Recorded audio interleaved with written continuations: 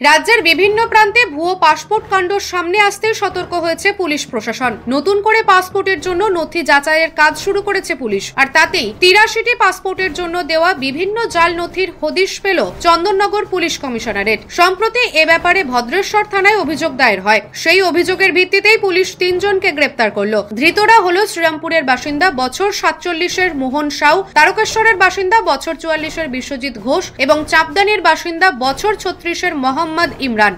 Chandannagar police কমিশনারেটে traffic guard হিসেবে কাজ করত। পুলিশ সূত্রে খবর, ধৃতেরা নকল নথি জমা দিয়ে পাসপোর্ট তৈরি করে দিত। একই আধার নম্বর দিয়ে বারবার পাসপোর্টের জন্য আবেদন করা হতো। সন্দেহ হওয়ায় ভদ্রেশ্বর থানার পুলিশ শতপ্রণোদিত মামলা রুজু করে তদন্তে নামে। এরপরই ফ্রেজারগঞ্জ থেকে মূল অভিযুক্ত মোহন সাউকে গ্রেপ্তার করা হয়। তাকে জিজ্ঞাসাবাদ করে বাকি দুজনকে তাদের বাড়ি থেকে গ্রেপ্তার করে পুলিশ। পুলিশের অনুমান, ঘটনায় আরো অনেকে যুক্ত রয়েছে। বৃহস্পতিবার ৩ জনকেই চন্দননগর মহকুমা আদালতে তোলা হয়। এদিন ৩ জনেরই 10 দিনের পুলিশি হেফাজতের নির্দেশ দেন বিচারক। 10 দিনের পিসি চেয়েছিলেন, 10 দিনের পিসি অ্যালাউ করেছেন কোর্ট।